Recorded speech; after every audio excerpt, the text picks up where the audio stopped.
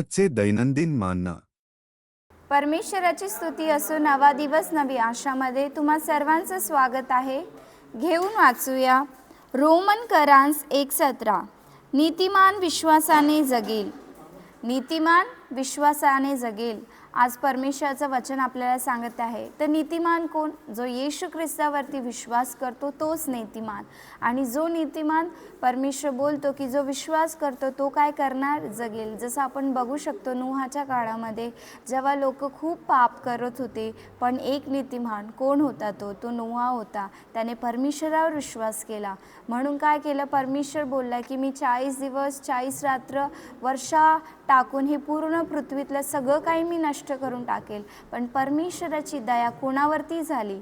नूह आणि त्याच्या पूर्ण परिवारावरती, त्याच्या कुटुंबावरती झाली.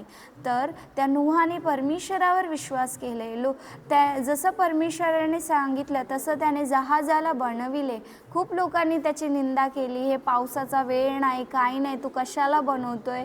पण तरी पण तो नूह परमेश्वरावर विश्वास करत राहिला.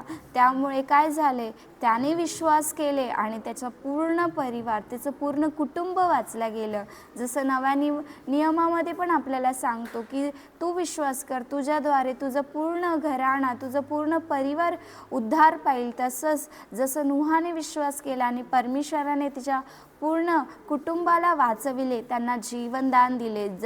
तसंच आपण जेव्हा परमेश्वरावरती, येशू ख्रिस्तावरती विश्वास करतो, तो आपल्याला नवीन जीवन देतो आणि आपलं जीवन बदलून टाकतो. तर चला हे वचन आपण स्वीकारूया आणि प्रार्थना करूया. स्वर्गीय पिता परमेश्वर, तुझ्या वचनासाठी धन्यवाद करतो. जसं तुझं वचन म्हणतं की नीतिमान विश्वासाने जगेल.